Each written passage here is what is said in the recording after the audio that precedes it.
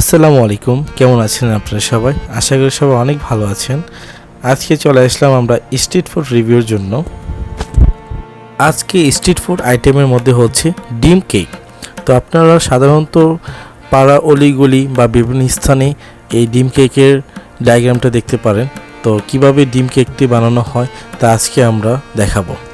তো আমি প্রায় এই জিনিসটা অ্যাভয়েড করতাম। তো এইটি যে খেতে এতটা মজাদার আমি কখনোই আগে ট্রাই করিনি।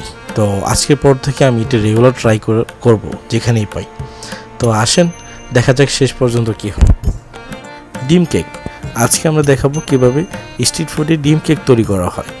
তো প্রথমত এরা ময়দা, চিনি, দুধ, লবণ মিশিয়ে এরা একটা লিকুইড ধরনের একটা তৈরি করে। তারপর সেটি গ্যাসের চুলার মাধ্যমে দেখতে পাচ্ছেন একটা ডাইস তৈরি করা ছিল, সেখানে তারা লিকুইডটি ফার্স্ট অফ অল দেয়, তারপর তারা ডিম ছেড়ে দিচ্ছে।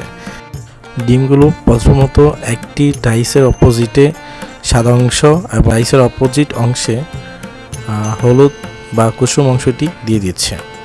তো শেষ পর্যন্ত অপেক্ষা করুন কীভাবে কেক তৈরি হয়। তো আমাদের স্ট্রিট ফুড শেফ বা আমরা যাকে মামা সম্বোধন করি, সে ডিমের কুসুমটি নেড়ে চেড়ে দিচ্ছিল যেন ভালো মতো ম্যাশ হয়। তো প্রায় কেক শেষের দিকে। তো মামা শেষমেশ হালকা একটু লবণ দিল কেকের উপরে, দেখতে পাচ্ছেন বন্ধুরা, ঝাঁকিয়ে ঝাঁকিয়ে লবণগুলো দিচ্ছে প্রত্যেকটি কেকের উপরে। শেষমেশ দেখতে পাচ্ছেন বন্ধুরা, ডাইস দুইটি আলাদা পার্টে ছিল, এখন দুইটি পার্টকে একভাবে ম্যাশ করে দিচ্ছে বা মার্চ করে দিচ্ছে। তো দেখতে পাচ্ছেন কীভাবে মার্চ করছে।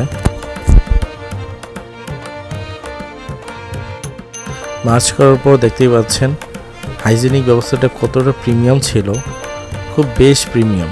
স্ট্রিট ফুডে সাধারণত এরকম প্রিমিয়াম হাইজেনিক মেনটেন সাধারণত সবাই করে না। তো আপনারা নিঃসন্দেহে এই কেক যদি রাস্তায় দেখতে পারেন বা স্ট্রিট ফুডে দেখতে পারেন, আপনারা খেতে পারেন, কোনো সমস্যা নেই।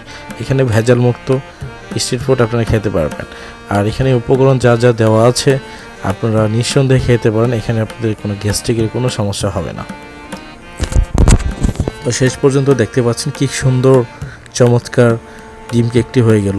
তো মামা দেখতে পাচ্ছেন কীভাবে স্লাইসগুলো কেটে নিচ্ছে, দেখতে বেশ প্রিমিয়াম হয়েছে।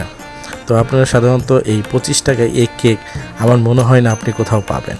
তো স্ট্রিট ফুডে এরকম রাজকীয় খাবার খেতে চাইলে অবশ্যই আপনাদের চলে আসতে হবে গাজীপুর কোনাবাড়ি বাজারে। তো মামা এখানে বাজারে প্রতিদিনই বসে, আপনারা চাইলে এখানে এসে খেয়ে নিতে পারেন। তো সবাই ভালো থাকবেন। আসসালামু আলাইকুম। টিল দেন।